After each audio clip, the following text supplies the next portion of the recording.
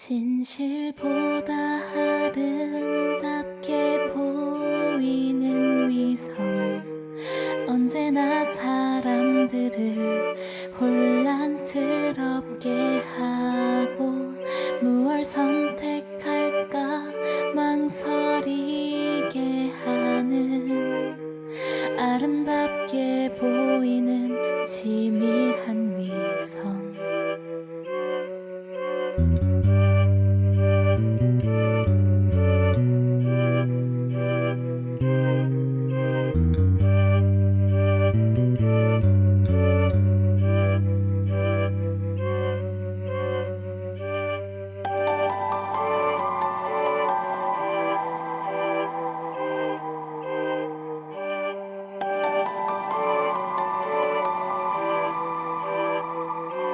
진실보다 아름답게 보이는 위선, 언제나 사람들을 혼란스럽게 하고 무얼 선택할까 망설이게 하는 아름답게 보이는 치밀한 위선.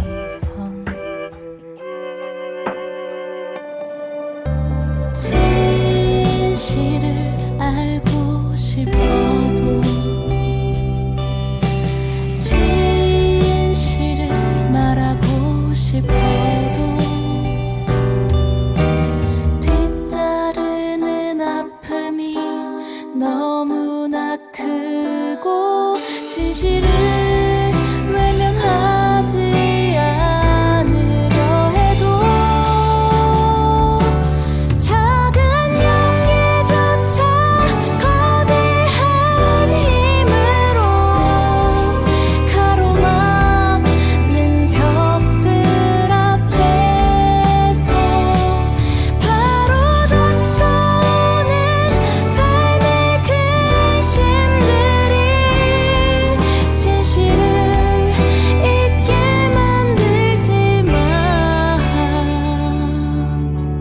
가고 싶어. 그 언제라도 위선보다 진실이, 불의보다 정의가 아름답게 보이는 곳으로.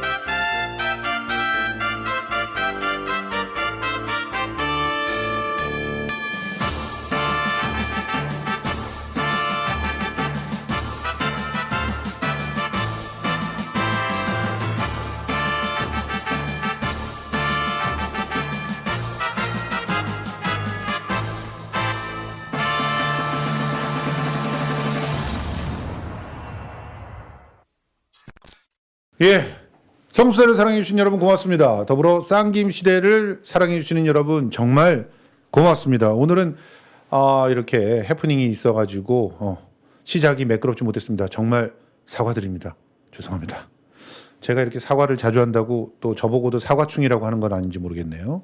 사과가 필요하면 사과를 해야 된다 저는 생각을 합니다. 너무 죄송합니다. 예, 김성회 싱크아이 소장님 소개합니다. 네, 안녕하세요. 예, 좀 당황하게 해드려서 죄송합니다. 아닙니다. 저는 재방송하면서도 일주일이 멀다가 한 번씩 치는 사고이기 때문에 예. 뭐 크게 당황하지 않았습니다. 예, 우리 처음에 막 씩씩하게 시작했는데 그러니까요. 갑자기 소리가 안 들린다 예. 그래가지고 너무 당황하게 해서 우리 김성수 대표님 본인이 머리를 깎고 전투적으로 앞으로 이제 싸우는 이미지를 주겠다 네. 이렇게 말씀하셔서 깜짝 놀랐던 얘기를 하고 있었죠. 예, 맞아요. 언제나 안 그랬던 적이 있다는 건지.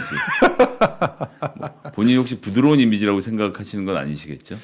아니 뭐랄까 하여튼 마음가짐을 다르게 해야 되겠다. 이제는 정말 제대로 싸워야지 좀 게으르고 방만했던 적이 있지 않나 이런 생각이 들고 특히 언제요? 좀 그랬던 것 같아서 항상 분노 게이지가 많다고 차 계셨던 걸로 제 기억을 했는데 앞으로 예. 어떤 방송일지 기대가 됩니다. 좀 더 차분한 분노 뭐랄까 내가 그 화를 푸는 게 아니라 함께 논리적으로 지적하고 무기를 준비하는 분노 그런 분노를 해야 되겠다. 그래서 다시는 뒤통수를 맞지 말아야 되겠다. 이런 생각이 들었습니다. 네. 예. 자, 우리 김성윤 소장님 일주일 만에 뵀는데 한 주 쉬어 갔거든요. 어린이날 때문에. 네네네. 그런데 뭐 편안하게 쉬셨습니까? 제가요? 네. 네, 제가 쉬진 못했죠. 방송이 너무 많아서 밤에라도 연결해 보려고 했는데 예, 너무 그날 많아서. 또 뭐 하필이면 제가 예. 항상 좀 바쁜 목요일이 제일 바쁠 때라서 좀 죄송했습니다. 어쨌든 목요일은 이제 제가 11시 40분에 방송이 끝나서 어쨌든 지금 방송에 나가서 전선에서 가짜 뉴스와 싸우느라고 굉장히 고생을 많이 하세요. 그런데 이 가짜 뉴스 어떻게 보셨어요? 개항에서 지금 우리 이재명 후보가 직접 거리에서 사람들을 만나고 있는데 거기에 이상한 인간들이 좀 있어요. 따라다니면서 악의적으로 특정한 그런 부정적인 장면만 찍어가지고 막 퍼뜨리고 하는 그런 인간들이 있는데 이것도 마찬가지입니다. 조선일보의 김소정 기자가 받아가지고 아이를 확 밀치고 갔다. 아동학대다. 이런 식으로 글을 썼습니다. 자, 요 장면인데 이 조선일보는 또 사진을 딱 캡처해가지고 이렇게 손과 손이 부딪히는 장면을 딱 키워서 밀쳤다라는 그런 프레임들을 확실하게 만들고 있습니다.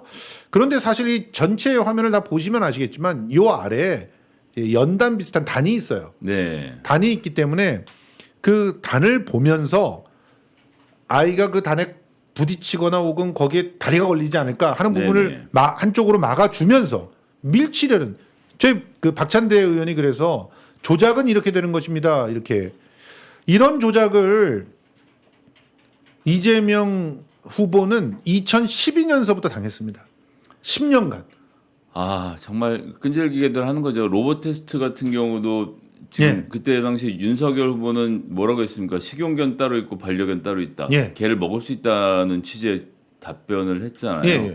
모란시장에서 식용견 파는 행위를 중단시키고 근절시킨 사람 누굽니까? 이재명이죠. 그러니까요. 그런데 그걸 또 최근에 김건희가 야 버젓이 팔고 있잖아 이러면서 또 하필이면 상어를 호남똥개라고 하는 상어가 올라온 것을 딱 갖다 붙이는 거 보셨습니까? 그야말로 부창부수잖아요. 그러니까요. 이런 악마적인 그런 저격들을 해대고 그 어떤 잘못을 해도 언론이 나서서 빨아주고 있는 그런 상황과 아주 정말 적나라하게 대비되고 있는 손 방향이나 속도를 보면 작정하고 밀친 게 아니라 사람을 막아주는 거였단 말이에요. 그렇습니다. 막아주는 거였다고요. 이건 설명할 필요가 없지 않나요? 사실 영상 보면 다 아는 얘기인데. 그리고 식혜를 막걸리 마신다고 술방한다. 너 그렇게 술 먹고 다니는 윤석열 비판하더니 너도 술 먹냐? 이런 식으로 공격을 했는데 식혜였어요. 막걸리 또 먹으면 어때? 그 선거라는 게 다니다 보면 건커니 잣거니 하면서 지나가는 사람들 이것저것 하면 주는 대로 먹고 그러는 게 선거지 뭐 무슨 할 수가 없습니다. 이런 게 비판의 포인트가 된다는 게 예전 선거에서 있을 수 없는 일이었고 우리 박정희 대통령 같은 사람들 논에 가서 모내기 짚고 옆에서 막걸리 마시고 이런 게 서민적인 대통령 이러면서 소개됐던 기억들 소개 정도가 있으시죠? 아니라 지금까지 전설로 만들어놨죠. 그러니까 기자들이 전설을 만들었어요. 그러니까 너무 짜잘한 것을 들고 시비를 걸면 이게 오래가지 못하는데 언론들이 좀 태도를 빨리 바꿀 때가 되지 않았나 싶은 생각이. 그 전설에 맞춰서 막사 제조법 같은 것도 돌았습니다. 커뮤니티에. 막걸리와 사이다를 갖다 몇 대 1로 섞으면 박정희 장군님이 드시던 그 맛이 난다 어쩌고. 그때 막걸리도 아니고 그때 사이다도 아니야. 그 맛이 나겠습니까? 본인도 자기가 나중에는 막사를 마시다가 맨날 씨바스만 마시다 막사 마시니까 옛날 맛이 아니다. 그 장면 남산의 부장들에서 못 보셨습니까? 그 장면이 이미 자기는 변했다라고 하는 걸 스스로 자백하는 장면이에요. 기가 막힌 그런 그야말로 풍자적인 그 장면 아니었어요? 참 근데 정말 이 나이 들어 막걸리 사이다를 한 번도 못 섞어봤는데. 아, 그래요? 예, 안타깝습니다. 예. 막걸리에 톡 쏘는 맛이 부담스러운 분은 사이다를 섞어 드시면 좀 맛이 달달해지고 그러니까. 아 그래요. 예. 예, 뭐 몰랐습니다. 일종의 최초의 막걸리 그 칵테일인 거죠. 그냥. 아하. 자, 언론의 의무가 뭔지 한번 보십시다. 한국일보는 그래도 언론의 의무를 최근에 그나마 어느 정도는 하고 있는 그런 신문입니다. 그래서 단기 순이익이 마이너스더라고. 근데 언론의 의무를 다하지 않은 놈들은 전부 다 단기 순이익이 어마어마하게 매출도 올랐고 다들 그랬더라고요. 어쨌거나 한국일보가 중립적인 입장에서 보도를 잘 하려고 노력하는 신문이라고 저는 생각해요. 최근에 특히 더. 뭐 부분 마음에 안 드는 기사를 발견할 수도 있지만 전반적으로 봤을 땐 그래도 양쪽에 대고 뭐 나름 공정한 잣대로 비판을 하고 있는 것이 아닌가 생각이 들고요. 이번에 용해인 의원의 저런 주장도 이제 이번 주 다음 주 정도 좀 공부를 더 해서 결과를 더 봐야 되겠지만 저 53조는 정말 자, 상상을 초월하는 그런 돈입니다. 자, 세수를 추계를 왜 합니까? 세수 추계를 통해서 다음 해 예산도 우리가 가늠해 볼 수가 있고, 그리고 그런 추계를 통해서 필요하면 그 세수를 가지고 뭐 적절한 그런 정책들에 쓴다든가, 아니면은 그걸 나중에 세금을 갖다 조절해서 국민들에게 돌려준다든가, 뭐 이런 일들을 하려고 세수 추계에 대해서는 있죠. 오차가 많이 나오면 안 되는 겁니다. 네네. 그런데 보십시오. 초과 세수가 53조라면서 추경호가 이렇게 돈이 많이 남았기 때문에 우리가 한 35조 쓰고 한 8조 갚아도 된다. 이따위 얘기를 했어요. 그러면서 600만 원씩 쫙 풀어줄 테니까 걱정 말아라. 이건 매표 아닙니까? 윤석열 대통령님, 이건 매표 아니에요? 선거 앞두고 이러시는 거? 그런데 저는 좋아요. 600만 원들 너무너무 소상공인들 필요하니까 줘야 되는 건 맞다고 생각해요. 오히려 민주당이 더 앞장서 가지고 이런 얘기를 했었어야 된다고 생각하는데, 초과 세수가 53조라는 건 이거는 놀랍지 않습니까, 진짜? 그러니까 저게 이제 재밌는 건 초과 세수가 지금 거쳐 있는 상태면 그 중에서 절반 정도는 기존의 부채를 갚는 데 쓰도록 법이 규정을 하고 있습니다. 지방채 공채가 30% 갖고 왔던 뭐 이렇게 저렇게 해서 50조를 초과 세수를 걷어도 실제로 쓸 수 있는 돈은 20조 안팎에 불과하거든요. 근데 저건 초과 세수를 거둔 게 아니에요. 거둔 게 아니고 올 연말까지 거둘 수 있을 거라고 예상하는 액수인 겁니다. 환장하겠네. 예, 그러니까 3월에 1월 말까지의 세수 추계를 다시 하는 방식으로 하는데, 근데 계산이 그러니까 작년에 했던 예상에 비해서 올해 3월에 다시 계산을 해보니 지금 예산안 잡을 때 했던 세수 추계, 즉 법인세나 소득세에서 걷어들일 수 있는 돈의 규모가 3월에 다시 한번 계산을 해보니까 기존 계산에 비해서 53조가 더 늘어날 거로 예상이 된다라는 이야기인 겁니다. 지금 그러니까, 홍남기는 도대체 몇 번째 이런 짓을 저지른 거예요? 근데 저건 홍남기가 한 건 아니죠.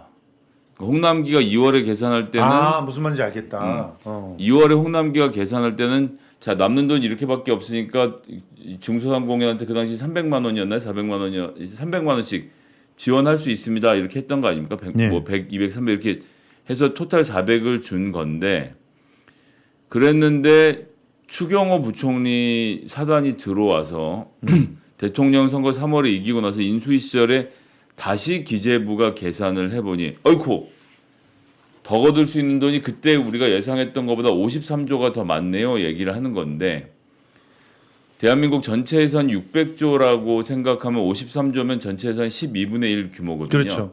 엄청난 이 조라는 게 사실 엄청난 돈이거든요. 그렇죠. 그렇게 세수 추계가 틀리면 저거는 감사원의 감사 대상이 원래 되는 겁니다. 맞습니다. 그런데 홍남기의 계산법과 추경호의 계산법에서 어떤 차이가 있길래 53조가 더 발생을 했는지. 예. 그러니까 이제 그거는 3월에 할 때는 자 올해 경기의 흐름이 이러이러하고 법인이 이만큼의 돈을 벌어들일 것 같은데 그럼 이런 정도 세금을 거둘 수 있다고 계산을 한 건데 예. 두 가지 가능성이 있죠. 홍남기가 더 세수를 거둘 수 있는데 아주 보수적으로 그 당시 예상을 해서 이상은 못 내드립니다라고 얘기했을 가능성이 하나. 예. 두 번째는 홍남기는 정상적으로 계산했는데 추경호가. 추경호 부총리가 야, 맞아 걱정 없고 하반기에 막 경기 빵빵 살아나고 이만큼 거둘 수 있습니다라고 부풀려서 얘기하고 있을 가능성이 하나.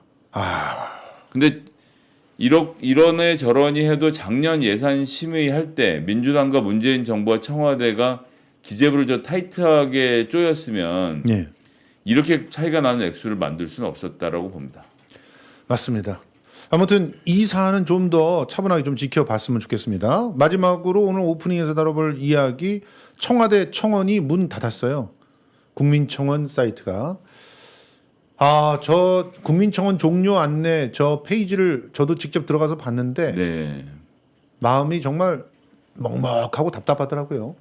사실 저 청원이 있어서 그나마 뭐 이루어지지 않을 거라고도 생각하지만 서로가 서로의 의견들을 저렇게 청와대에게 건의한다는 입장으로 많이들 참여했고 그걸 통해서 서로 의견도 교류했고 그러지 않았습니까? 뭐 진영 간의 갈등 말씀하시고 일부 청원에 있어서는 양진영이 서로 누가 더 많이 하나 내기를 했던 것도 사실이지만 예. 수많은 억울한 사람들이 저 청원을 통해서 문제가 풀렸었고요. 풀린 것도 많았어요. 뭐 이제 풀리거나 하여튼 사회적 관심을 촉발시킨 주제들이 많이 있었고 예. 예전엔 같으면 이제 다음이라는 사이트에 아고라라는 데 가서 시민들이 저런 걸 많이 하고 놀았잖아요. 일종의 그렇죠. 놀이거든요, 놀이. 놀이죠. 예. 놀이라고 봐야죠. 막 서로 얘기하고 난 이런 게 좋다 해서 막 의견들 모아가는 과정이었는데 예, 앞으로 윤석열 정부가 어떻게 소통할지는 지켜보긴 하겠습니다만 그러니까 기본적으로는 어제 그저께인가요? 얘기했던 반지성주의의 대표 자기들이 생각하는 반지성주의의 대표적인 사례일 거예요. 그러니까 이게 그런 거죠. 이제 우르르 패거리를 몰려서 자기 주장을 할 뿐이다라고 볼 수 있는 건 아니겠습니까? 그게 국민들 아니에요? 국민하고 그게 소통한다면서요? 지성적인 주장이라고 하면 그래도 고시 정도는 합격하고 서울대 나온 분들끼리 모여서 고담중론을 하는 어떤 팩트를 놓고 하는 게 토론인 거지. 그렇구나. 그 장사미사들이 나와서 우르르 우리 30만 명 이렇게 얘기하는 것은 반지성주의 사례라고 보지 않았어요. 야, 그러면 그런 사람들 몰려가가지고 저 점보고 이런 거는 반지성주의가 아니라는 거죠?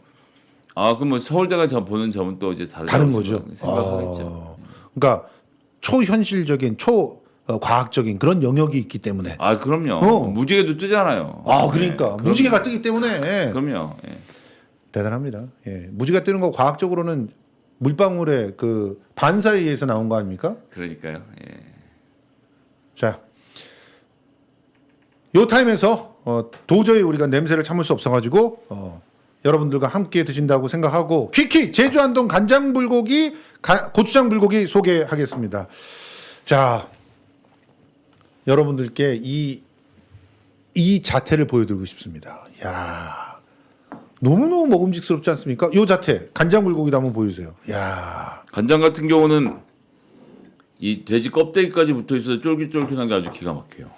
그러니까 간장하고 고추장하고 전부 돼지 껍데기가 붙어 있는데 그 씹히는 맛이 기가 막히고 양념이 또 너무나 잘 배어 있어가지고 밥도둑입니다. 그냥 밥과 함께 이렇게 딱 떠서 먹으면은 그냥 와 만사해결. 이게 돼지 뒷다리살이라는데 어떻게 이렇게 부드럽게 하는지 몰라요?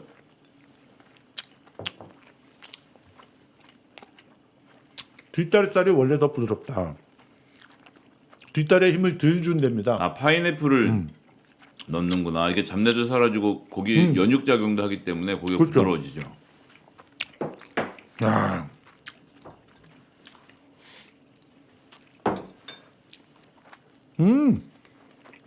거기다 국내산 배하고 양파를 사용해서 저온 숙성을 하는군요. 이게 전부 이게 양념 날고기가 오는 거죠? 그렇죠. 냉동으로. 이 설탕을 집어넣지 않고 파인애플이나 배나 과일을 이용해서 이 자연스러운 단맛을 내는 거예요. 그러니까 단맛이 막 어지럽게 그래서 질리게 이렇게 느껴지지 않아요. 아주 기분 좋은 단맛이 있습니다. 특히 저는 지금 이 매운 고추장 그 불고기를 먹고 있는 건데 매운맛이 처음에 딱 때리고 뒤에 단맛으로 싹 이렇게 끌어당겨 주니까 네. 중독성이 아주 정말 이건 만땅입니다. 퀴킷만 딱 나오면은 그냥 밥 한 그릇을 갖다 뚝딱 먹고 싶은 그런 느낌이 되는데 여러분 이 퀴킷 제주 한돈 불고기 지금 350g 한 팩에 7,950원으로 350g에 그렇게 그리고 두 가지 맛을 묶어서 하면은 14,760원으로 두 가지 맛이 딱 되니까 이 할인폭을 즐기면서 두 팩을 한꺼번에 사서 350g을 있잖아요. 그냥 밥 반찬으로만 먹으면 충분히 두 사람 이상 먹고요. 그리고 이거를 갖다 술안주로만 먹어도 최소한 한 3명 정도는 충분히 술안주로 350g 딱 넣고 먹습니다. 그 정도의 양이에요. 그러니까 350g이 도대체 얼마나 돼? 1인분에 여러분 고깃집에서 이런 불고기 같은 경우 200g에 1인분 이렇게 치잖아요. 그렇죠. 2인분이 조금 안 되는 그런 정도입니다. 돼지불백의 기본을 보여주는 그런 맛인데 그래서 혼밥, 술안주, 밥 반찬 다 좋다. 여러분 이 퀴킷 바로 어디서 살 수 있냐? 성수마트에서 살 수 있습니다. 한 팩도 무료 배송, 두 팩은 할인 중. 그런데 이왕이면 두 팩으로 무료 배송할 때 배송비는 다 성수마트가 되기 때문에 여러분 우리 성수마트를 정말 김성수 TV를 사랑해 주신다면 저희가 배송비를 대니까 묶음으로 사주시기를 부탁드립니다. 하루 이틀에 다 사지 마시고 한 일주일치 묶음으로 이렇게 사시거나 이러면 훨씬 도움이 되지 않을까. ss마트.co.kr. 근데 여기에 또 기가 막힌 상품이 같이 쫙 있거든요. 친절한 제철 음식이나 지역 특산물이나 건강식품이나 이런 것들이 있는데 우리 마음을 설레게 하는 상품이 있습니다. 우리 마음을 설레게 하는 상품 바로 아임굿! 아임굿 한번 가보시죠. 아 속쓰려. 숙취 진짜. 아니 어제 술을 얼마나 드신 거예요? 어제 김 부장이랑 뭐 해가지고 너무 달려가지고 아우. 숙취해소 음료 아임굿. 피코시아닌의 강력한 수용성 항산화제로 면역 체계를 강화. 미나리의 페르시퀴닌 성분함유로 간 기능을 개선하는 효과. 60년 전통 믿을 수 있는 제조사에서 만든 아임굿과 함께라면 매번 부담으로 느꼈던 회식 술자리도 즐겁게, 거래처 영업을 위해 혹사당한 간에게도 건강하게. 365일 음주 전후 숙취해소 음료 아임굿. 술 마신 기억만 남겨드립니다. 야, 이게 이 코스가 뭐냐면 아시죠? 밥 반찬 기가 막힌 게 나왔어. 네. 술을 한 잔 해야 되겠어. 그렇죠. 근데 내일 중요한 약속이네. 그러면 이걸 꺼내 드는 거죠. 그럼요. 그렇죠.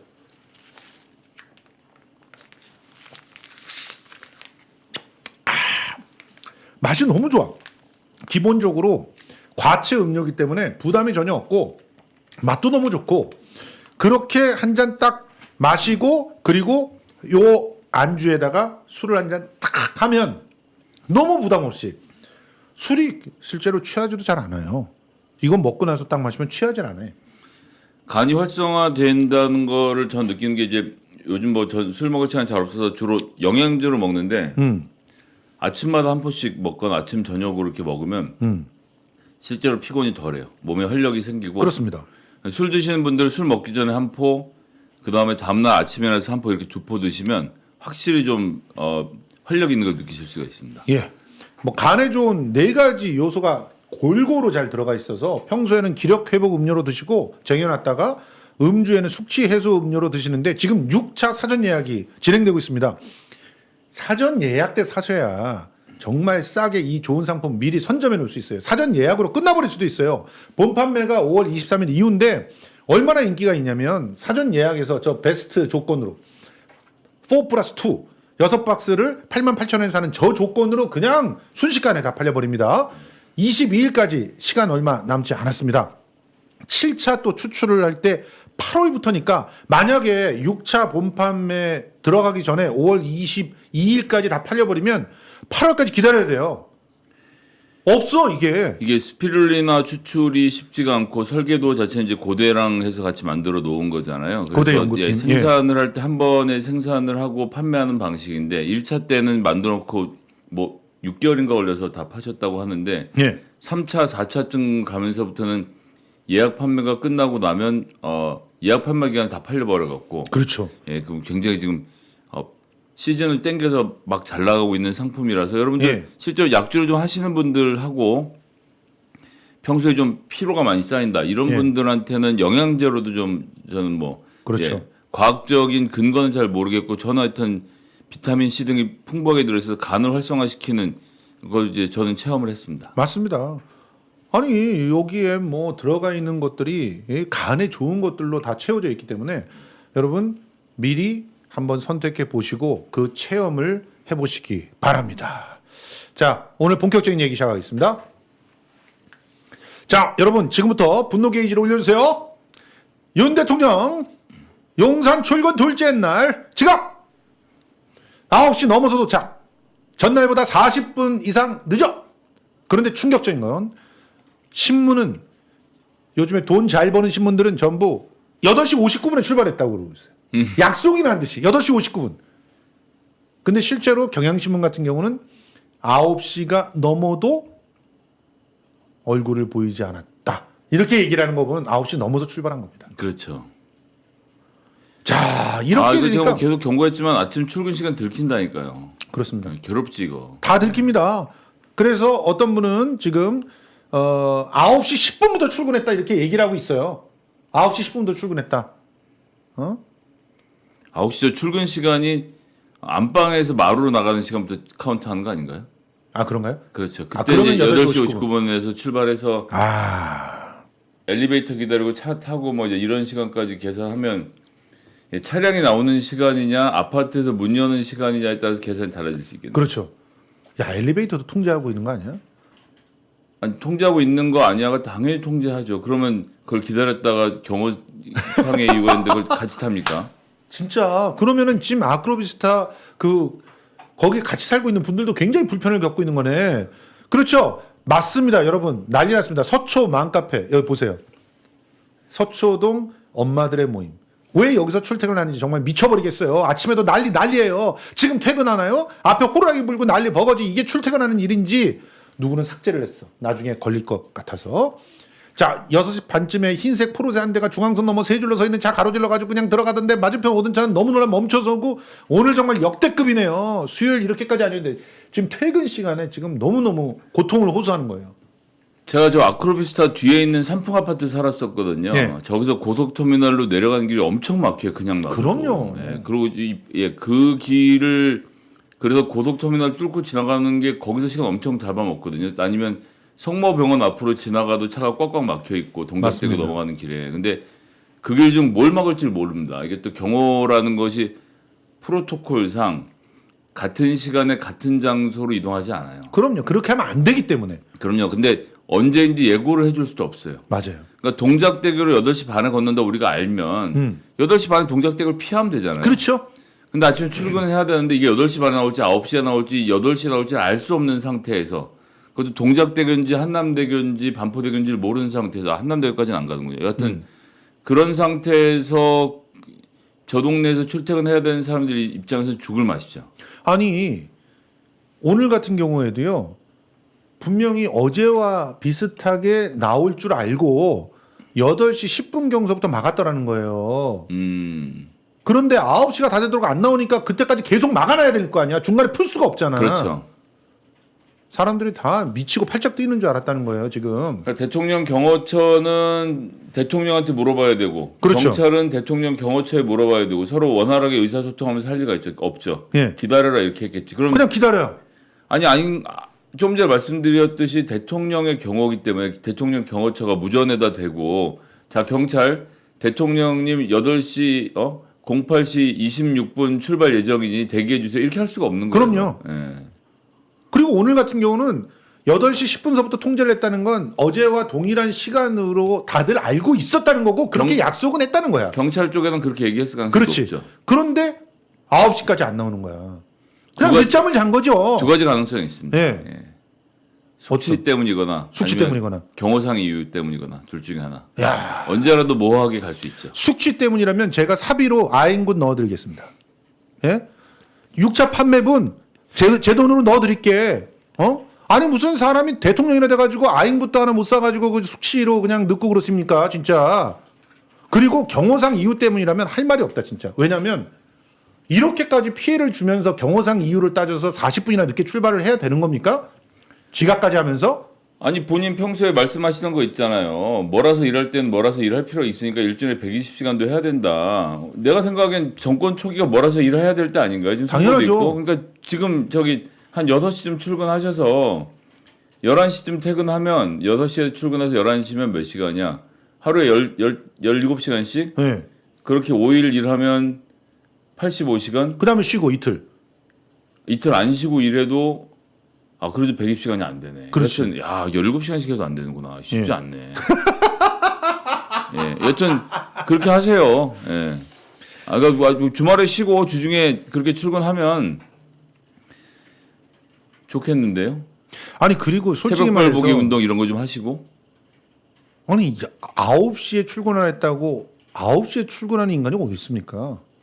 9시 출근 시간으로 쳐봐요. 청와대가. 모두 다 출근 전에 이 예전에 문재인 대통령 같은 경우도 항상 최소한 30분 전에 가 계셨거든요. 아니, 기본적으로 대통령 주재 비서관회 이런 게 8시에 열릴 때도 있고 실무진 회의는 자주 열렸기 때문에 그렇죠. 예, 일찍 출근도 많이 하셨죠. 그래서 원래 행정관들이 5시부터 출근하고 비서관들 다 7시 출근해서 회의 준비해서 8시 회의하고 9시 회의하고 이랬던 겁니다. 거의 박근혜 이래로 이런 게으른 대통령 참 오랜만에 봅니다. 정말. 제가 세월호 청문회 때 박근혜 씨 일정을 확인했었는데 네. 2014년 1년 내내 예. 일정이라는 게 뭐 몇 개 있지도 않지만 예. 월화 목금만 있고 수요일은 아예 일정에 빠져 있었어요. 근데 세월호도 수요일에 벌어진 참사였는데 맞습니다.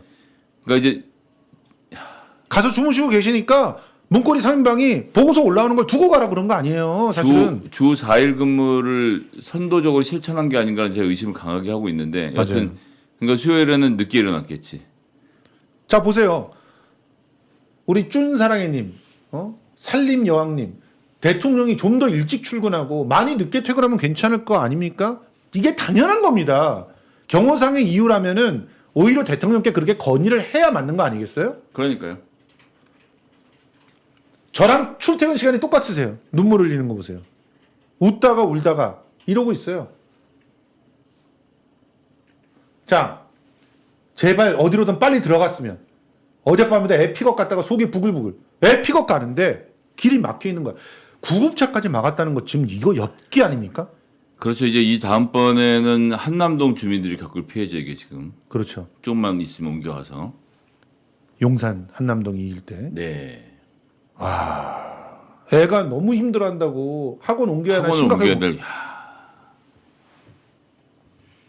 그런데 더 충격적인 폭로가 있었습니다. JTBC의 폭로입니다. 대통령 출퇴근 때 CCTV를 통제하냐?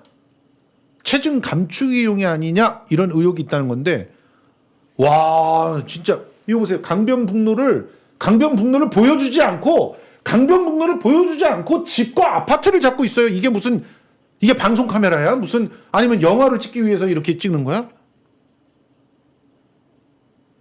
놀랍지 않습니까?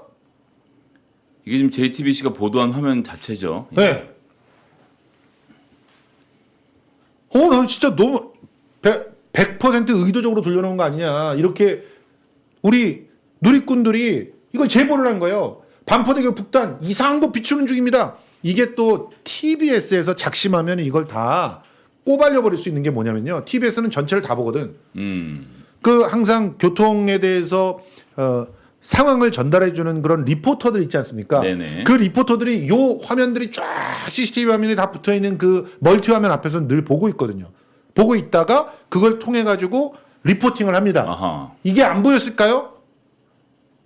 그 리포터들도 지금 난리 났을 거야 내가 보기엔. 그럼요. 예. 이거 어떻게 해요? 어디가 막히는지를 얘기할 수가 없어요. 뭐가 보여야 말이죠. 예. 그렇죠.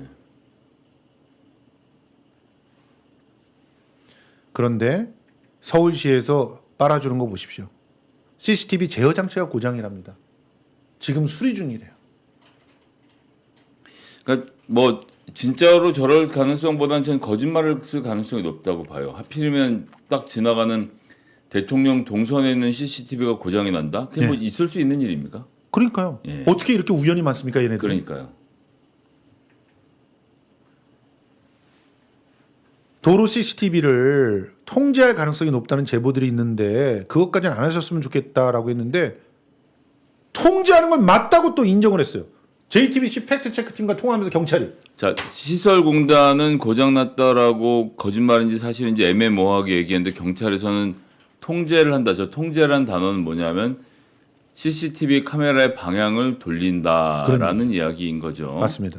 근데 교통 정체와는 무관하다는 얘기는 거기에 차가 막히긴 하지만 차 막히는 걸 안 보여주려고 돌리는 건 아니다. 뭐 하나만한 말인 거죠. 이게 어떻게 이해를 해야 되는 말이죠? 그러니까 대통령께서 가는 길이기 때문에 통제를 CCTV를 갖다 돌려놓는다?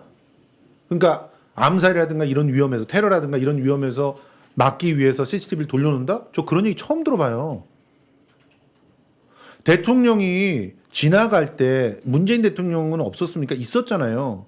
있었을 때 그때는 CCTV 같은 걸 통제를 하는 게 아니라 차량 통제나 또 기타 여러 가지 경호적인 그런 조치를 통해 가지고 네. 순식간에 거기를 지나가니까 이 대통령이 지나가는 차는 시속 30km 이하는 갈 수가 없는 거 아닙니까? 그렇죠. 테러 위험 때문에. 근데 전문가들이 다 얘기하지만 시속 5, 60km 정도로만 이렇게 달려도 이게 암살이 불가능해요, 사실은. 그렇죠. 테러가 불가능한 겁니다. 뭐 총을 쏘거나 하는 행위 자체는 그런 정도의 속도로 달리는 물체를 맞출 수가 없어요. 그런데 왜 CCTV를 통제합니까? 도대체 이유를 모르겠어요. 어떻게 이해를 하라는 거예요, 국민들이? 이거는 증거인멸이라고 볼 수밖에 없는 거 아닙니까?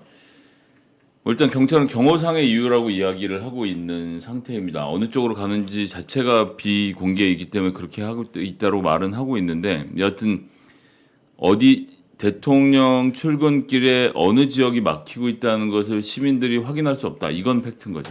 더군다나 여러분 보세요. 현재 해당 지점의 CCTV 영상을 확인할 수 없습니다. 이 얘기는 뭐냐면 원래 이 CCTV 영상들을 특정한 사이트에 들어가면 다 이 온라인으로 확인할 수 있습니다. 네이버 지도에서도 다 볼 수 그렇죠. 있어요. 네이버 예. 지도에서도 확인할 수 있어요. 그런데 그것이 이렇게 나오는 시간이 있다는 거예요. 그럼 뻔하죠. 대통령이 지나가고 있는 거죠. 그렇죠. 그리고 그 지나가고 난 다음에는 이렇게 되는 거예요. 보여요. 다시. 그러니 이런 상황들을 어떻게 국민들이 이해하고 이걸 견디라는 겁니까? 한 달만 참으면 이게 자유입니까? 대통령이 말하는 자유는 참을 수 있는 자유밖에 없는 거예요? 한 달 있다 끝나는 게 아니라 한남동으로 옮겨가서도 외교 공간에서도 뭐 물론 미군 기지를 지나간다고는 하지만 여하튼 앞뒤로 길이 막히긴 하겠죠. 국민을 생각하지 않는 대통령이다. 정말. 문재인 대통령과 아주 극과 극의 품성을 보여준다. 네, 그런데다가 관저도 안 짓는다 그랬다 최근 또 다시 짓는다라고 말을 바꾸고 있더라고요. 용산에서 짓는데요. 네, 거기에 사용되는 돈은 또 얼마일까? 용산에 짓게 되면은 이 문제가 확실히 사라지겠습니까? 애초부터 마인드가 이렇게 된 사람은 자기가 갈 때는 다 통제하고 다녀요. 그리고 또 용산에 짓는데 걸리는 시간이 한두 달일 수는 없거든요. 그렇죠. 상당한 규모로 지으려고 할 테고 예. 이러저러한 것들 집어넣으려고 할 텐데 차기 정부 지도자가 누가 될지 모르겠지만 그분이 동의하실 일인지 이게 좀 이렇게 옮겨놓으면 다음부터는 용산에서 또 근무를 해야 되는 건지 여러 가지로 공력 낭비라는 생각이 드네요. 그리고 외교부 공간 리모델링한 건 또 뭔 헛돈 쓴 겁니까? 그 리모델링 한 지 얼마 안 됐는데 그거를 작년에 굳이, 했죠. 네, 굳이 내쫓아 가지고 그래서 다시 또 리모델링을 하고 있는 거 아니에요 지금? 그렇죠. 건희 여사가 살게끔 해주기 위해서 그러면 외교부 장관 또 어디론가 가야 되는데 네, 거기 또 지어줘야 될 거 아니에요? 외교부 장관은 집이 없어서 공간을 쓰는 게 아니고 외교 예. 사절들과의 리셉션, 회의, 연회 이런 것들이 많거든요. 네. 그런 공간이 필요한 겁니다. 우리 골프 싱글 초이님께서 초과 세수 51억이 아니라 53조입니다. 53조가 뚝 떨어졌으니까 돈이 남아나지 않겠냐 이런 얘기를 하셨어요. 날카로우시네. 예, 그러니까 이제 그렇게 또 해서 외교부가 딴 데로 가면 외교부도 또 지금 공간을 새로 얻어야 되는 상황인데 그렇게 넓은 공간에 연회장까지 있는 데가 없으니까 예. 제가 생각하기에는 외교부 장관이 연회장을 호텔 걸 빌려서 써야 되는데 그랜드 볼룸 이렇게 하루씩 빌린데 그 돈이 얼마입니까 또. 그러니까요. 당분간 그렇게 또 혈세를 낭비하겠죠. 자, 본인은 이렇게 출근을 합니다. 그러면 집무실에서 일하고 있는 사람들은 어떻게 일을 하고 있는지 여러분 잠깐 훔쳐보시겠습니다. 전체 화면을 보여주세요. 충격적이죠. 충격적이지 않습니까? 지금 여기가 무슨 재난 점검 무슨 그런 사무실 같지 않아요? 긴급 재난 구호 단체 사무실 같아요. 그러니까요. 와, 빡빡하게도 앉아서 예. 여기서 어떻게 일을 합니까? 중임재님 너무 감사합니다. 박지희 아나운서가 다음 공천 영순이라고. 아니 보세요. 그러면서 여기서 한다는 말이 둘러보면서 어려운 역경에서 여러분들 일하게 해서 나도 미안한데 그래도 해야지. 어떡하겠어. 이러고 가는 겁니다. 신발창에 닳도록 걸어 다녀야 되는 데가 저기군요. 여기 보세요. 야, 우리 그 김성수 TV에도 파티션이 있어. 어떻게 파티션 하나를 안 놔주고 이렇게 일을 시키냐? 그리고 뒤로 갈수록 짬밥이 있는 분들이신 것 같은데 앞에 있는 모니터 직원들의 다 모니터를 다 지금 모니터링 하고 계시는군요. 이게 무슨 감시 사회 아니고 뭡니까 이게? 와, 진짜 이러고 있습니다. 이거 현실이에요. 이게 대한민국 2022년 5월에 대한민국 그것도 대통령 집무실에서 일하는 비서관과 그 이하의 직원들이 일하고 있는 환경입니다.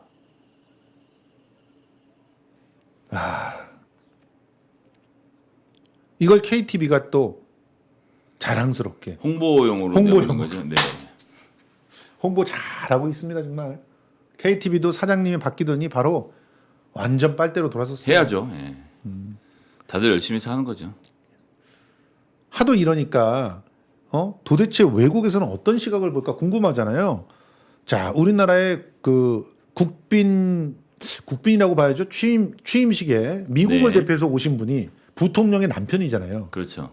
부통령도 못 오고 국무장관도 안 오고 부통령의 남편은 뭡니까? 직위가 있는 거예요, 이분이? 없죠. 민간인으로 직위가 전혀 없는 사람이라 지금까지 사절단에서는 굉장히 좀 급이 낮은 분이라고밖에 할 수가 없겠습니다. 헐. 그럼 미국한테 홀대당한 거 아닙니까 지금? 그렇죠. 한미 관계를 최우선적으로 처리하겠다라고 했는데 취임식에는 저런 사람이 와서 있는 거고 조 바이든 대통령 좀 있으면 오잖아요. 예. 한국 들렀다 미국 일본 가지 일본 않습니까? 가죠. 그러니까 한국에서 뭘 얻어서 일본을 간다는 얘기인데 그렇죠. 뭘 달라고 할지도 좀 걱정이 태산이고요. 그런데 한국 올 때는 국무장관도 안 온다면서요. 그러니까요. 예. 이런 홀대가 어디 있습니까? 만약에 문재인 대통령 시절에 이런 방문이 있었다면 국무장관도 대동하지 않는 그런 방문이 있었다면 조중동은 어떻게 기사를 써갈겼을까요? 벌떼같이 일어나서 무능력한 문재인 정부 외교에 대해서 비판하고 있었겠죠. 한미 동맹이 파탄났다. 국무장관이 보러 오지도 않는다. 이렇게 쓰지 않았겠습니까? 뭐 당연한 얘기죠. 취임식에 부통령은커녕 국무장관은커녕 예를 들어 한미 관계를 갖다가 조율하는 걸 담당하는 그런 실무자도 취임식에 참여를 하지 않았고요. 부통령의 남편이 왔어요. 그런데 그 남편은 뭐라고 얘기하는지 보십시오. 자, 그 남편분이 홍석천 씨를 만났네요. 워싱턴 포스트지와 인터뷰를 하면서 양성평등, 여성의 직업적 발전을 옹호하고 지도자 교육 분야에 더 많은 여성 지도자를 두는 것이 모두에게 도움이 된다고 하면서 여성 인권 신장과 양성평등을 강조하고 나서 자기 발언이 윤 정부를 겨냥하는 건 아니다라고 덧붙였어요. 왜 그럴까요? 베버켄트 겨냥했네. 예. 그렇죠. 이 얘기는 윤 정부가 대놓고 여성가족부 폐지한다 그러고 닥짓하고 있지 않습니까? 그걸 비판한 거예요. 예, 양성평등도 실천하지 않고 있고 지금 뭐 나오고 있는 홍석천 씨 대표적인 이제 동성애자인데 예, 동성애를 차별하는 차별금지법도 통과를 못 시키고 있는 현 정부에 대한 아주 신랄한 비판이죠. 신랄한 비판이라고 봐야죠. 다시 한번 보여드릴게요. 자, 국빈 자격으로 아무런 지위가 없는 사람이 우리나라에 참여해가지고 홍석천 씨를 만나고 여권 신장, 양성 평등을 얘기했습니다. 그러면 그게 이 그 윤석열의 그런 어떤 그 취임을 축하하는 그런 행보라고 볼 수 있겠습니까? 그리고 여기서 홍석천 씨를 공격하면 안 됩니다. 홍석천 씨는 오히려 이런 행보를 통해서 그야말로 개념 연예인으로서의 자기 면모를 과시하고 있는 거죠. 그렇죠. 예. 아닙니까? 솔직히 저 남편분의 아내 입장이 잠깐 돼봤어요. 누구? 미국 부통령. 진짜 꼴 보기 싫었을 것 같아. 그 부통령이 어떤 열망을 담고 부통령에 올라갔습니까? 맞습니다. 여성이고 또 흑인이고 예. 저런 차별과 탄압의 환경을 뚫고 된 사람이죠. 빙고! 예. 그런데 그 사람이 오고 싶겠어요? 와가지고 비서관이, 다문화 비서관이 동성애는 병이죠? 아, 치료하면 다 낫습니다. 이러고 있는 정신병, 비서관이 있고. 예. 정신병. 그런 비서관이 있고. 영업해야지. 이러면 지지해주는 그런, 입원남들이 있고. 외국인들 보험으로 다 뭐 뺏어간다고 얘기하는 후보자 본인의 혐오 발언도 있었고요. 맞아요. 도대체 외국인이 지금 건강보험을 우리나라에 1년에 건보 재정에 5천억씩을 보태주고 있습니다. 맞습니다. 예. 그런 사람 취임을 축하해주고 싶지 않은 거예요. 그쵸. 그러니까 네. 남편을 보냈고 남편은 와서 우리 아내가 왜 안 온지 아니? 이래서 안 온 거야라고 얘기를 하는 거예요. 그러니 국격이 땅에 떨어졌다. 워싱턴 포스트지가 어떻게 보도를 했느냐? 예, 여러분들이 생각하신 대로 보도를 하셨어요. 참 걱정된다고 대한민국이. 참. 그러는데 기업들도 고통입니다. 기업들도 뭘 하겠다는 건지 도대체 감이 안 잡힌다. 곤혹스러운 기업들. 한겨레만 유일하게 이렇게 기사를 썼습니다. 보세요. 기업 정책, 금융 정책 뭘 지향하는지 불분명하고 지금 경제에 미치는 영향이 매우 큰데 5년 투자 계획을 잡기도 어렵다. 오늘 여러분들 뉴스공장 들으신 분들은 다 최백운 교수의 탄식을 들으셨을 겁니다. 최백운 교수가 지금 미국 경제의 위험성을 얘기를 하면서 네. 이게 빈곤의 악순환에 빠져들 수 있는 상황이라고 얘기를 하거든요. 지금 미국의 물가가 8.3%나 올랐대요.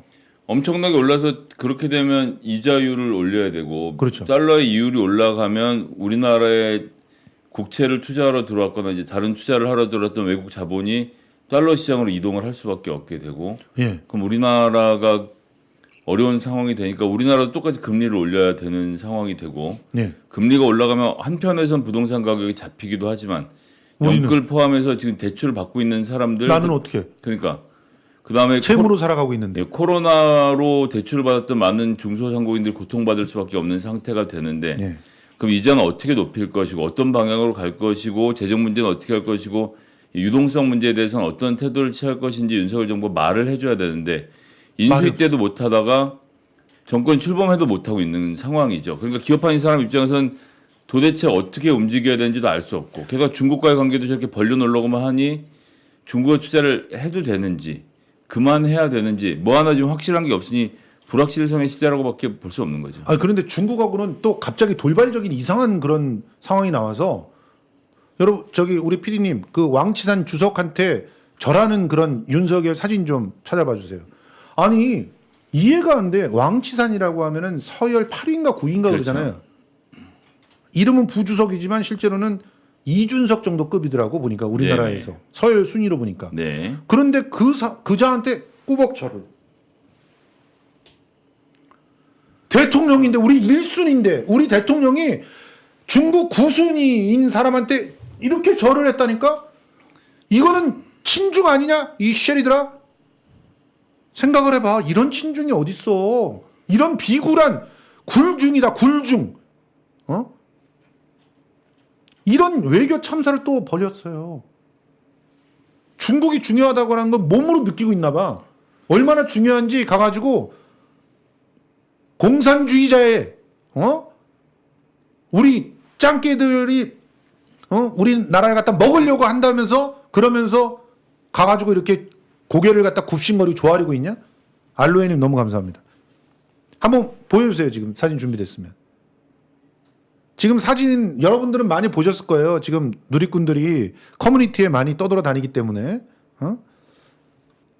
문재인 대통령이 왕치산 만날 때 어떻게 했습니까? 왕치산이 먼저 인사했어요. 딱 그리고 원래 손 내밀고. 타국 정상들하고 교류할 때는 고개 숙이는 거 아닙니다. 맞습니다. 기본이죠, 그건. 악수 딱 하고 왕치산은 사실은 예의를 표시했고 그리고 거기서는 서로 덕담하고 끝났어요. 그런데 이 회담에는 왕치산이 와가지고 커드 문제 그렇게 풀면 안 된다는 식으로 항의를 했다고 합니다. 이거는 굴욕적 외교 아닙니까? 이런 자를 어떻게 믿고 기업들이 일을 할 수가 있겠어요. 아까 저 빈곤의 악순환 잠깐 얘기했었는데요. 지금 미국도 바이든 주변에 사실은 신자유주의들이 많이 있잖아요. 경제 쪽은. 네. 신자유자들이 아직까지도 포진해 있잖아요. 얘네들은 지금 금리를 갖다가 그러니까 미국의 그 지금 물가가 오르는 거를 분석을 할 때 돈이 많이 풀렸다고 분석을 했다는 거예요. 그래서 금리를 갖다가 막 잡아야 된다고 하는데 그렇죠. 연준에서 보니까 이게 금리 잡아서 안 되는 거야. 사실은 이게 원자재 수급이 안 돼가지고 그러는 거야. 그렇죠. 전쟁도 있고 또 중국과 갈등도 있고 중국이 또 봉쇄도 했고 이러면서 연준이 그렇게 얘기했다는 거야. 비공식적으로. 우리가 금리를 올리면 유가가 내려갑니까? 아니잖아요. 맞는 말입니다, 그것도. 아니잖아요. 그런데 금리를 자꾸 올리면 더블 불황이 오게 된다는 거야. 금리가 올라가니까 사람들이 위축되고 투자 안 하고 소비 안 하고 이런 불경기가 올라가는데 계속 돈은 올라가. 이게 스태그플레이션 아닙니까? 그렇게까지 또 할 수 없는 상태고요. 미국도 지금 여러 가지 불확실성의 한가운데 서 있는데 그럼 우리나라는 여기서 어떻게 대처할 것인가를 그러니까요. 토론하고 방향을 제시해줘야 기업들이 거기에 맞춰서 일을 할 텐데 예. 윤석열 대통령은 그럴 머리가 없고 예. 기재부가 알아서 해달라고 요청하겠는데 기재부도 그냥 기재부 관리들끼리 하면 망하지 않게 할 수는 있지만 서서히 망하는 걸 막지도 못하거든요. 당연하죠. 예, 참 안타깝습니다. 중임전님 너무 감사합니다. 지금 한국이 정말 큰일 났어요. 연줄 따라서 막 빅스텝으로 0.5씩 마구 올리고 있잖아요. 이러다가 진짜 한국 경기를 그냥 목줄을 잡아버리는 상황이 벌어질 수가 있어요. 오히려 한국이 지금 해야 될 일들은 지금 긴축 경제를 갖다가 하는 그런 상황이 아니거든요. 물가는 한국 같은 경우는 미국보다 훨씬 물가를 잘 잡을 수 있잖아요. 아직까지 뭐 그걸 사회주의 정책이다 어쨌다 그랬지만 멱살 잡으면은 또 물가를 조금씩 잡을 수 있지 않습니까? 그럴 여력과 능력이 있죠. 그리고 원자재 같은 경우를 문제를 해결하기 위해서 지금 우크라이나한테 무기 우회로 주고 이런 일 절대 하면 안 되잖아요. 그렇죠. 그랬다 러시아가 우리나라한테 모든 걸 끊어버리면 어떡할 겁니까? 아니 실제로 러시아가 크림반도 전쟁을 하던 당시에 예. 그 박근혜 정부 시절이었거든요. 예. 그때도 러시아의 경제 제재에 한국은 참여하지 않았습니다. 맞습니다.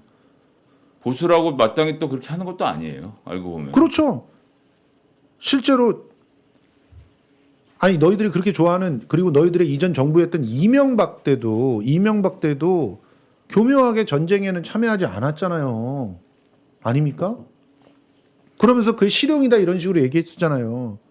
근데 왜 갑자기 미국 바이든이 온다는데 우크라이나의 무기를 우회해서 보낸다라는 그런 얘기가 나옵니까? 이거 미리 사전에 다 약속 들어준 겁니까? 바이든한테?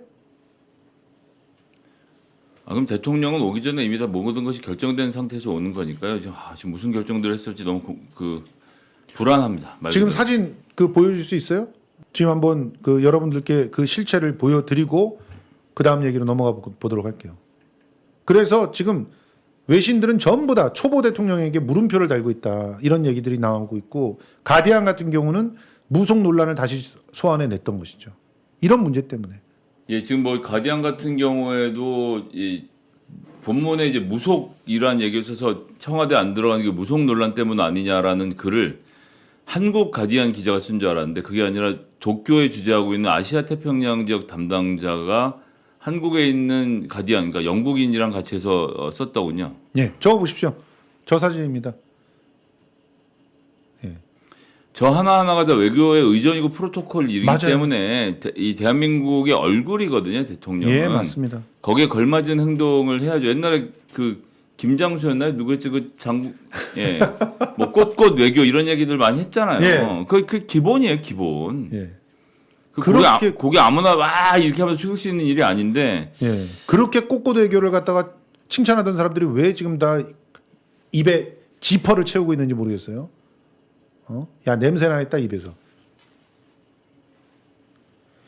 자, 이런 상황에 인사 참사들이 계속 이어집니다. 자, 윤석열 정부의 첫 종교 다문화 비서관 김성회 페북에서 왜 차단당했을까요? 지가 스스로 얘기합니다.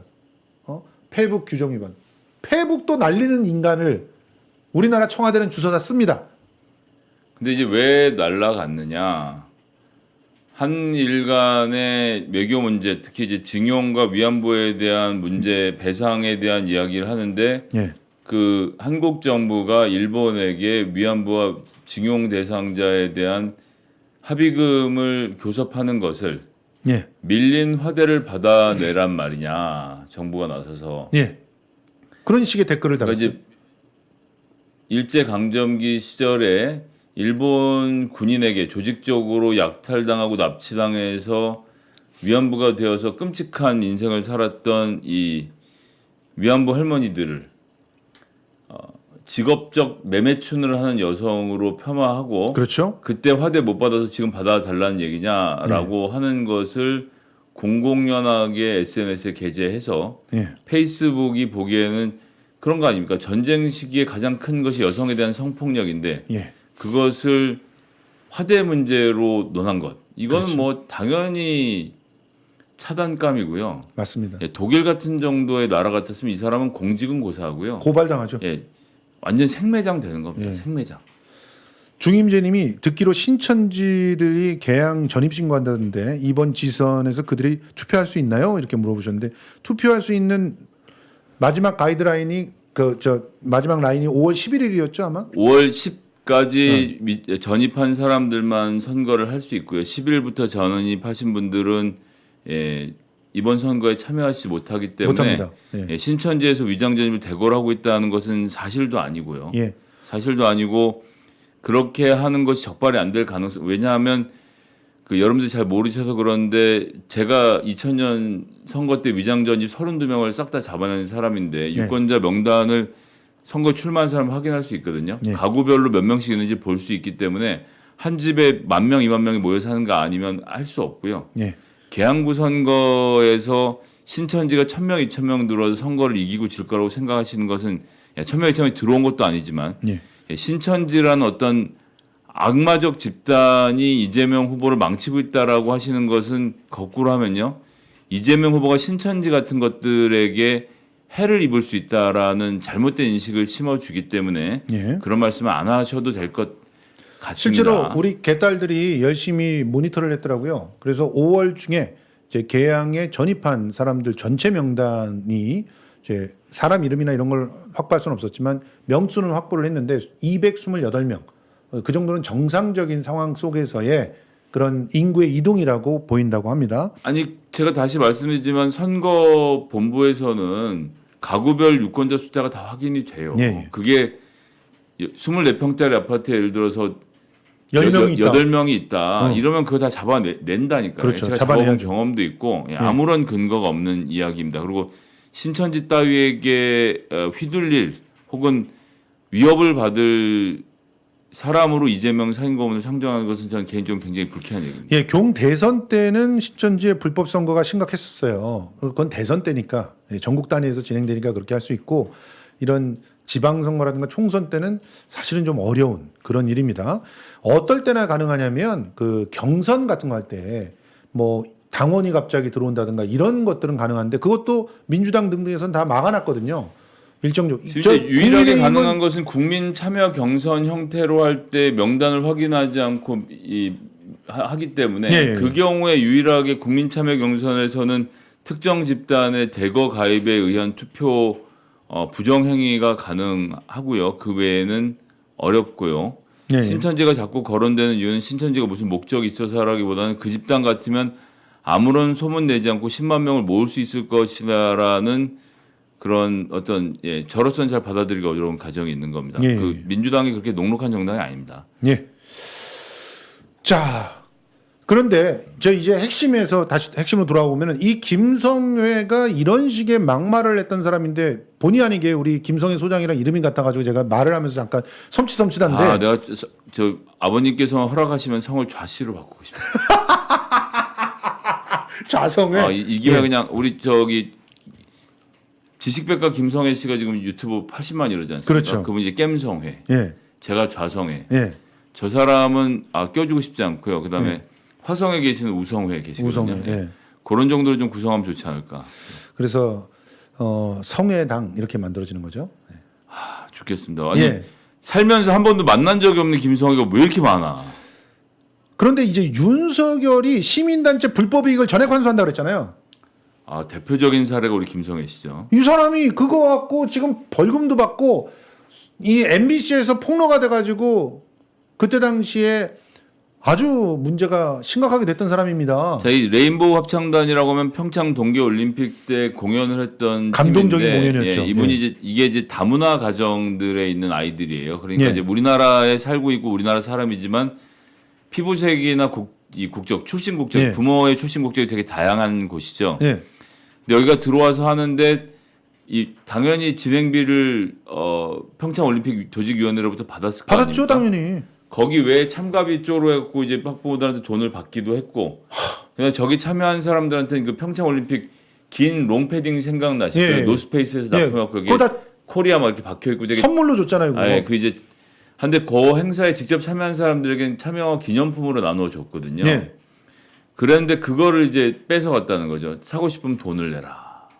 그 아이에게 준 건데. 말이 됩니까 이게? 그러니까 그래 오죽하면 저런 일을 재판까지 가서 저게 다 토해내라고 판결을 받았겠어요. 그런 사람이에요. 시민단체 한다면서 이런 식으로 자 자유일보란 데에 김건희에 대한 어마어마한 찬양 칼럼들을 갖다 계속 썼습니다.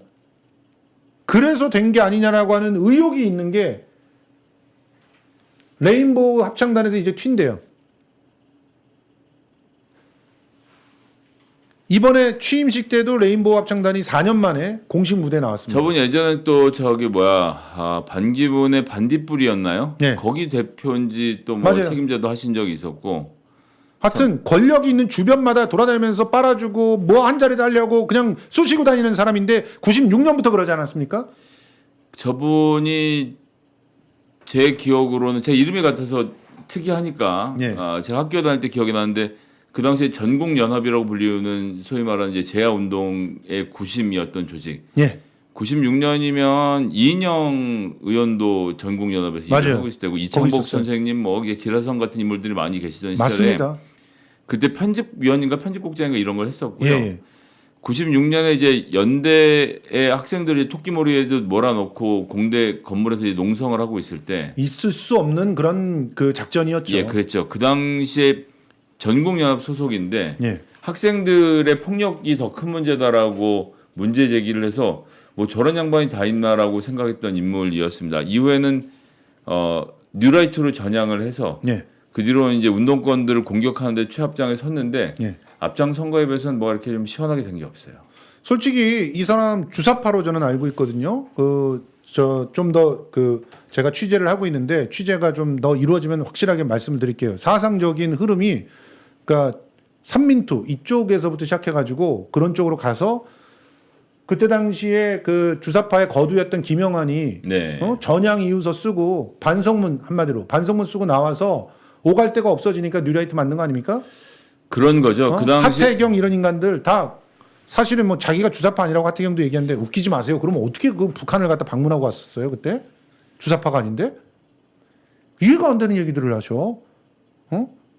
그러니까 이제 뭐 사상적 흐름으로 보면 박정희한테 충성하다가 김일성한테 또 갑자기 충성했다가 다시 박정희한테 충성하러 돌아간 사람들인 이죠. 거죠. 그러니까 민주주의자라고 보기 어려운 사람들이고요.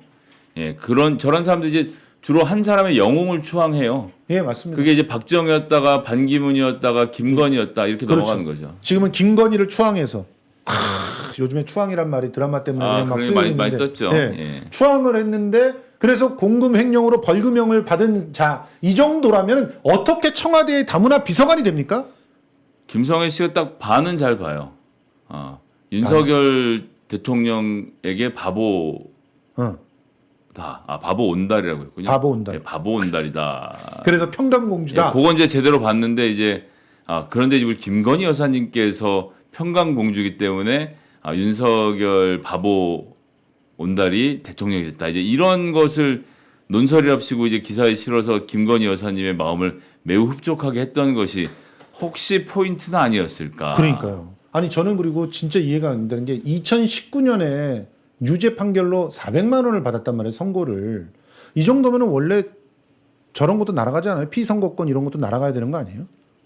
결심까지 가진 않았으니까 아직. 예. 3심까지 안 가. 네네. 아니 진짜 너무하지 않습니까? 아니, 그러면 3심 가가지고 계속 이게 유지가 될 수도 있는 거 아니에요? 청와대 외교 담당하고 있는 김태호 어. 씨도 성대 교수하면서 그분도 그 이명박 정부 당시에 군사이버 사령 부대랑 등 해서 군사 기밀 누설 등의 혐의로 지금 1심에서 벌금 1,000만 원, 2심에서 벌금 300만 원 선고 유예까지 해서 지금 대법원 판결 기다리고 있거든요. 예. 피소된 사람인데도 청와대 쓰잖아요. 예. 예. 그게 이제 윤석열 당선자의 방침인 거죠. 게다가 여성 절반이 양반의 성적 쾌락 대상이었다는 주장까지 했었습니다. 조선의 역사를 이렇게 왜곡합니다. 와, 진짜 놀랍지 않습니까? 저게 옛날에 한 얘기면 옛날에 한 얘기로 되게 이상한 얘기인데 저 얘기가 놀라운 거는 어저께 한 얘기인 거라는 거예요. 예. 어저께 했죠. 이제 얘기의 요지는 이런 거죠. 조선 시대에 노비가 전체 인구에서 40에서 50%였고 예. 그 외거 노비, 즉 바깥에 사는 노비라고 하더라도 주인인 남성이 수청을 들라고 요구를 하면 잠자리를 같이 했어야 했기 때문에 전체 인구 절반이 여성 그리고 전체 인구의 절반이 노비. 그러니까 여성 중에 절반은 사실상 양반의 성적 쾌락 대상이었다. 이거 인정해야 된다 이렇게 얘기를 너무 당연하게 해서 듣는 내내 뭐 이런 사람 다 있나 싶더라고요. 무슨 개소리예요 이게? 그러니까요. 아니 우리나라 기록에도요. 노비라고 해도 함부로 그렇게 그 성폭행을 하면은요 척살당했어요 왕에 의해서. 그런 기록들은 들여다보지도 않지.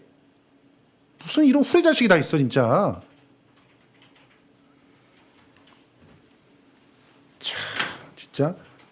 아니 어떻게 이렇게 조선의 역사를 마구 왜곡합니까? 여러분 조선 구마사만 욕하지 마시고요. 어떻게 정부의 고유 관료가 되는 사람이 이런 식의 역사 의식을 갖고 있는 사람을 갖다 고위 관료로 내정할 수가 있습니까?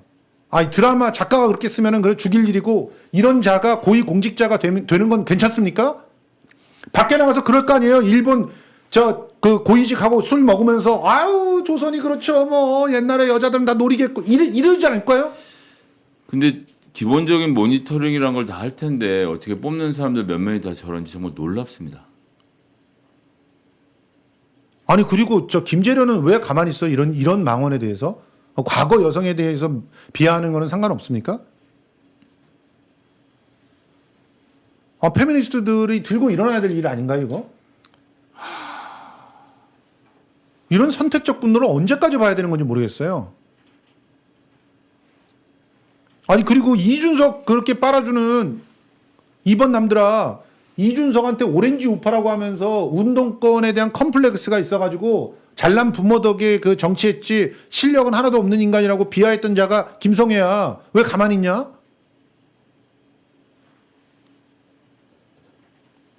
보세요.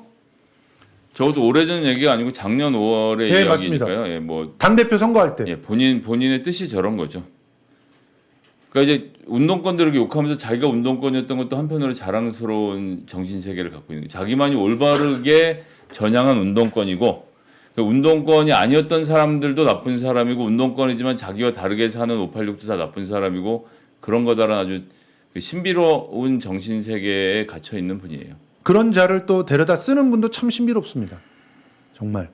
이 엄청난 그 신비의 그 아우라 이걸 어떻게 뚫고 아니, 나라를 바로 세울 수 김건희 있을까? 씨가 매우 흡족하시면 뭐 청와대 들어갈 수 있는 거 아닙니까? 그러니까. 라고 대통령 비서실이라고 해야 되죠 이제. 네. 건의가 진짜로 그런 건가 그런 게 아니라고 믿고 싶은데 너무 많은 증거들이 보이니까. 건의를 추앙하면은 대통령 비서관. 게다가 보세요. 국정원장에 김규현이라고 하는 사람이 지명이 됐어요. 이 사람이 누구라고요? 세월호 사건 보고 시각 조작 혐의로 인터폴 적색 수배에 내려져 인천공항에서 체포됐던 사람이에요. 지금 세월호 유가족들은 가슴에 대못이 또 박혔습니다. 야, 이런 사람을 어떻게 국정원을 맡길 수 있다는 거예요. 증거를 조작하는 사람이잖아요. 국정원장이 되려면은 정보를 다루고 있는 기관인데 이런 일을 하는 사람은 제1순위로 배척 대상 아닙니까? 증거 조작하는 사람을? 외교 정통 외교라 이제 저 사람도 특이하게 대학은 서울대 치대를 나왔어요. 예. 외무고시 합격을 하고 나서 북미 라인의 핵심으로 있다가 청와대를 들어갔고 예. 안보실장이 그때 모로 권위를 하게 되면서 그러니까 그러면서 탄핵 국면에서 안보실장 권한 대행을 하면서 국회에서 자료 요구를 했을 때 예. 대통령이 9시 50분에 이미 보고를 받았다라는 투에 거짓 보고를 했던 당사자였고 그렇죠. 그렇게 놓고 탄핵 때 문제가 생기니까 미국으로 내뺐습니다. 그렇습니다. 그래서 인터폴의 적색 수배 끝에 한국으로 체포돼 들어왔던 근데 검찰이 자이죠. 체포하고 그냥 풀어줬더라고요, 나중에. 그 다음 날 풀어졌죠. 이틀 만에 무혐의인지 뭐 하여튼 예. 그게 풀어졌습니다. 윤석열이죠. 그 풀어준 사람이. 아 그렇진 않고 잡아갈 때 그러니까 잡아가는 이유를 만들었던 건 특검 거기에 윤석열 팀장이 일을 하고 있었던 때고 예. 검찰은 또 아니었죠. 그러니까 그 2010 잡아갔을 땐 정확히 기억이 안 나네요. 제가 예. 약간 헷갈리고 있습니다만 하여튼 예. 근데 이게 이때 이미 그 풀어줬을 때도 윤석열이 관련돼 있다라고 하는 그런 주장들이 있더라고요. 아 네, 그건 제가 잘 모르겠습니다. 어쨌든 굉장히 부적절한 인간이 국정원장이 되는 거예요. 이 사람이 국정원장이 되면 진짜 이 조작의 달인이기 때문에 조작 마음대로 할 수 있는 거 아닙니까? 이렇게 되면은 검찰과 국정원이 손잡고 얼마든지 사건을 조작할 수 있는 거 아닐까요? 아 그러니까 저거 같은 경우는 하여튼 이 뭐라고 해야 될까 해외 정보원을 지금 바꾸는 단계잖아요. 그렇죠. 국정원 해외 정보원을 바꾸는데 그 라인에도 북미 라인들을 중심으로 해서 안치겠다는 것이고 본인 말 잘 듣는 사람들을 안치겠다는 의사를 좀 봐야 되지 않나라는 네. 생각이 드네요. 그러니까 너무 걱정할 필요는 없다. 아직까지. 국정원이 분명히 시스템상으로는 대한민국의 어떤 내부 정보를 수집하거나 이런 거에는 관여하지 못하게 돼 있잖아요. 그건 그렇게 할 거예요. 예. 아니 그건 뭐 법을 어길 수가 없습니다. 예전에는 합법적으로 모든 기관의 국정원의 IO라고 불렸던 사람들이 근무를 했거든요. 그건 이제 법적으로 불가능해졌으니까 그걸 어떻게 바꿀 수는 없을 겁니다. 다만 해외 정보원으로 변경하면 국익을 위해서 싸워야 되는데 저런 북미 라인의 담당자들이 들어가면 미국의 이익을 더 우선시하는 문제가 생기는 게 그게 그럴 큰 수가 문제인 있겠네요. 거죠. 그러니까 우리나라 그 국정원 출신들이 지금 전향을 해서 일본 우익을 위해서 싸우고 있는 것처럼 저런 인간들도 얼마든지 그렇게 될 수 있는 사람들이네요. 근데 실제로는 이제 지금 청와대 구성에서 외교 라인도 다 북미 라인이고 예. 지금 저 사람 국정원도 북미 라인으로 교체를 했으니 미국과의 맹방 관계를 형성하는 가운데 일본과의 군사 동맹을 추진하는 쪽으로 방향을 잡는 것에 모든 그림들이 함께 맞춰져 가는 상황이다라고 보고 그럼- 국정원의 국내 개입은 별개 문제라고 보는데 저는 윤석열 대통령의 국정 운영의 철학을 놓고 보면 국정원의 국내 힘을 강하게 해줄 이유가 있습니까? 자기가 검찰 데리고 이렇게 일을 하면 되니까. 검찰이 정보를 수집하는 네. 것을 국정원이 못하게 하는 것은 국정원을 해외로 내모는 게 윤석열 이 대통령의 국정 운영에 더 맞죠. 그러니까 이제 외국 문제를 다루되 무조건 미국에 충성하는 스탠스를 취하라라는 시그널을 줬다. 저는 이렇게 보고 있습니다. 그럼 해외에서 뭐 나가서 뭐 했던 사람들 중에서 간첩을 그쪽에서 조작해가지고 국내 검찰로 이렇게 튕기고 이런 작업들은 가능하잖아요. 해외의 간첩 조작. 예, 그건 이제 좀 두고 봐야 되겠습니다. 두고 봐야 됩니다. 네. 알겠습니다. 아무튼 이런 조작의 달인들, 이런 정말 막대 먹은 행동의 달인들이 지금 비서관과 국정원장으로 들어가고 있는 경정권. 이거 진짜 빨리 무너뜨리지 않으면 참 큰일 나지 않을까 하는 생각들이 듭니다. 자, 요 타임에서 기운 내시라고 삼산순백 갑시다. 전하, 산삼 드실 시간이 옵니다. 오, 그래 어서 가져오너라. 기다리고 있었다. 오늘은 유난히 산삼향이 입안에 확 퍼지는구나. 어찌 된 것이냐? 예, 평소보다 산삼을 훨씬 많이 넣어 더욱 진하게 우려내었사옵니다. 어쩐지. 그뿐 아니오라, 게르마늄이 풍부한 지리산에서 자란 산양산삼을 사용하였고 아무것도 섞지 않은 순 100% 모내기옵니다. 그래서 이름도 한삼 순백이옵니다. 아하, 그래서 그런지 먹자마자 힘이 불끈 솟는구나. 그럼 앞으로도 계속 산삼순백을 올리도록 하여라. 알겠느냐? 그리하겠사옵니다. 아예 한 산자 갖다 놓거라. 알아서 먹게. 자, 산삼순백 이렇게 여기 뚜껑부터 골드로 되어 있고요. 기본적으로 아주 품격이 있게 디자인된 앰플에 뚜껑을 이렇게 아주 손쉽게 따지죠. 그래서 한 잔. 이게 산삼 한 뿌리가 다 고스란히 들어가 있는 겁니다. 자,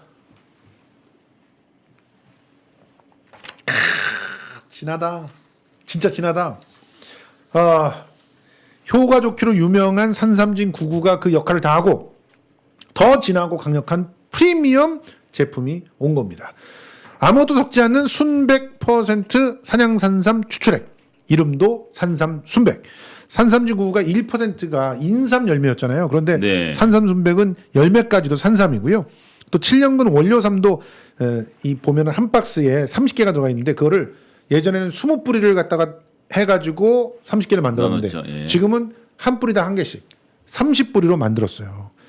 그리고 특히 이 산양산삼이 지리산 산양산삼을 특별히 담았는데 함양 지역의 이 지리산 이 땅이 기본적으로 천연 거름 역할을 하는 부엽토가 아주 풍부하고 네. 그리고 항암 효과가 탁월한 게르마늄이 이 땅에 충분하게 이렇게 있다는 거예요. 다른 지역에 비해서 뭐 5배가 더 많다고 그러더라고요. 그런 데서 이제 자라난 그런 산삼이니까 옛날에 신만이들이 그렇게 지리산을 갈 때마다 그렇게 제사를 지내고 갔던 이유가 좋은 삶이 많이 있기 때문에 이 좋은 삶을 만나게 해달라고 그렇게 제사를 지내고 했다 그러던데요.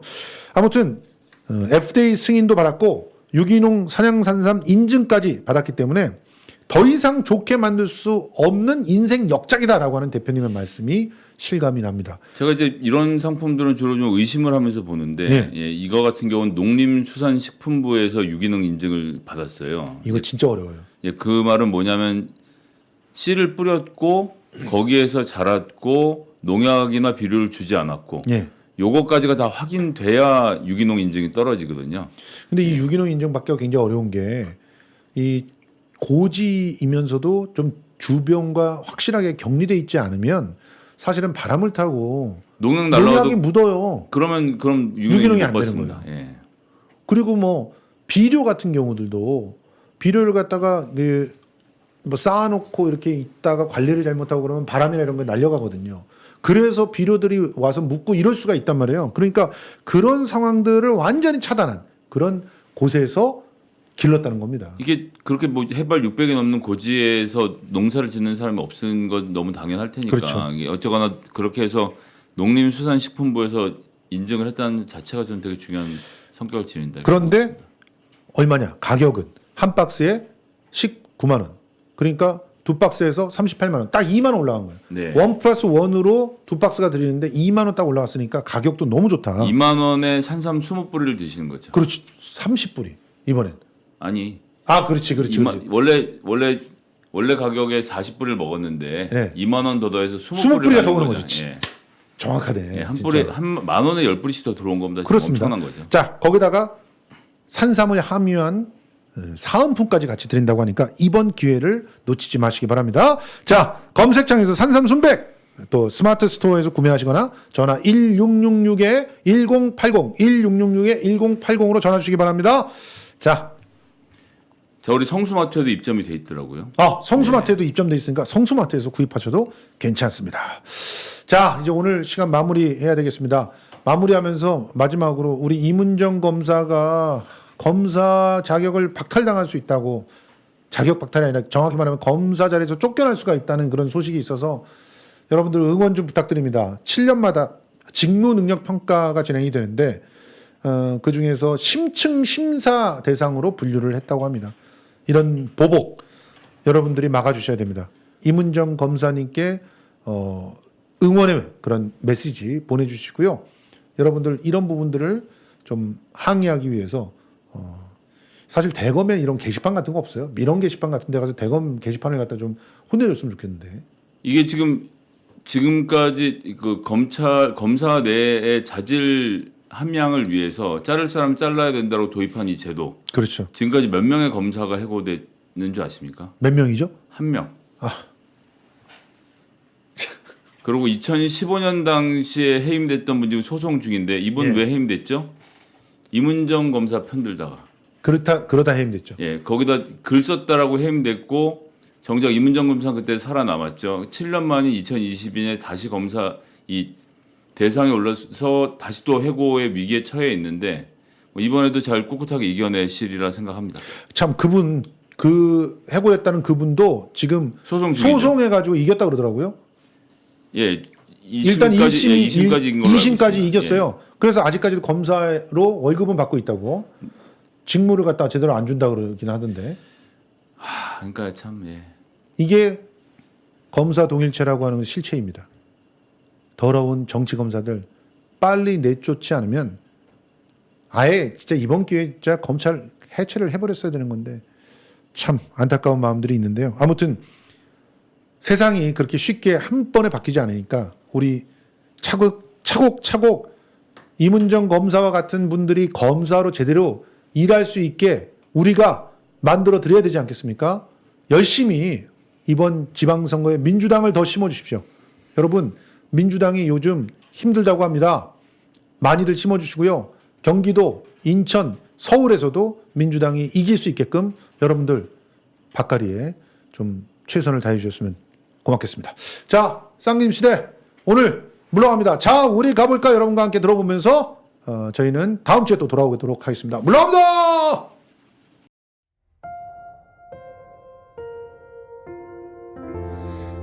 우리들 아주 어릴 적에는 한 가지씩 자신들의 꿈을 가졌지만 커가면서 우리들은 그만 자신을 잃고 말았지. 그렇게 살아가는 사람들 누가 있는지 의식하지 못하고 다 함께 살아가는 것이 나에게 어색한 바람이 되고 그 뜨겁던 거리에서 함께 외치던 목소리들을 다시 기억하고 나의 가슴으로 느껴보고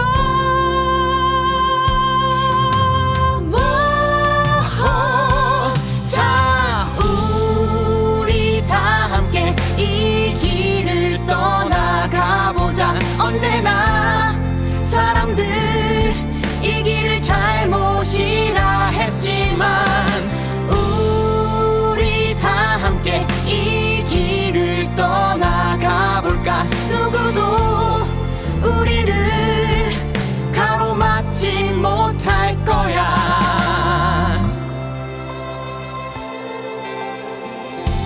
그렇게 살아가는 사람들 누가 있는지 의식하지 못하고 다 함께 살아가는 것이 나에게 어색한 바람이 되고